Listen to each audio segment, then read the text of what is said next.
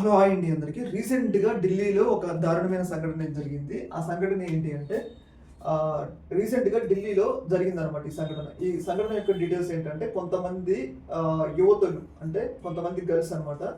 చాలా డబ్బున్న వాళ్ళనమాట. డబ్బున్న వాళ్ళైతే పార్టీ చేసుకుంటున్నారు.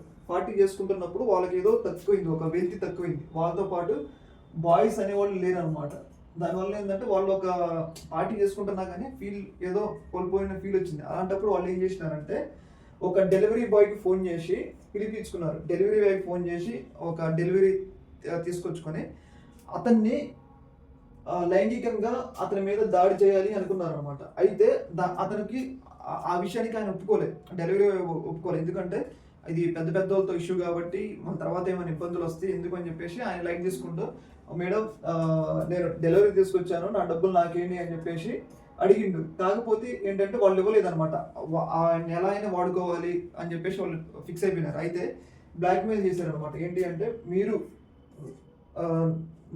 మమ్మల్ని ఫిజికల్గా సాటిస్ఫై చేయకపోతే నువ్వు నీ మీద హరాస్మెంట్ కేసు పెడతాం, డెలివరీ బాయ్గా వచ్చి మమ్మల్ని తీవ్రస్థాయిలో ఇబ్బంది చేసిండు, మమ్మల్ని కొట్టాడని చెప్పేసి మేము నీకు వ్యతిరేకంగా కేసు పెడతామని చెప్పేసి వాళ్ళు బెదిరించారనమాట.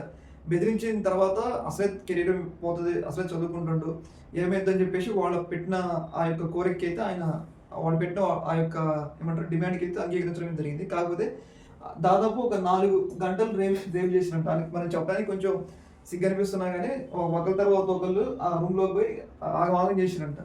ఇదే విషయాన్ని ఆయన పోలీసులకు చెప్పకుండా ఒక ఆర్టికల్లో రాయడమే జరిగింది. దీన్ని బట్టి ఏంటి అంటే మన దేశంలో అనుకుంటాం మగవాళ్ళకే చట్టాలు, ఆడవాళ్ళకే చట్టాలు కావాలి అని చెప్పేసి. ఈ యొక్క ఇన్సిడెంట్ వల్ల ఏంటి అంటే మగవాళ్ళకి కూడా రక్షణ చట్టాలు కావాలి అని చెప్పేసి ఇక్కడ మనకైతే అర్థమవుతుంది.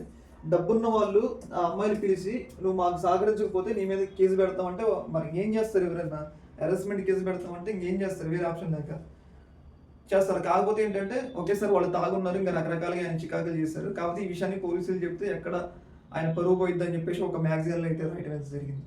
ఏదేమైనా కానీ ఈ యొక్క ఇన్సిడెంట్తో ఒక్కసారిగా ఢిల్లీ ఒక్కసారి గుడిపాటుకి అయితే గురి కావడం జరిగింది. ఈ యొక్క అంశం మీద మీ యొక్క అభిప్రాయం తెలియదు. Okay, thank you.